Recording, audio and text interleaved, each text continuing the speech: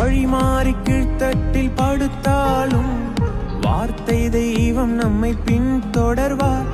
வழிமாறி கீழ்த்தட்டில் படுத்தாலும் வார்த்தை தெய்வம் நம்மை பின்தொடர்வார். நான் கடலின் அலை நோக்கி குதித்தாலும், நான் கடலின் அலை நோக்கி குதித்தாலும் மீனை கொண்டு மீட்பார், என் ஜீவனை மீனை கொண்டு மீட்பார்.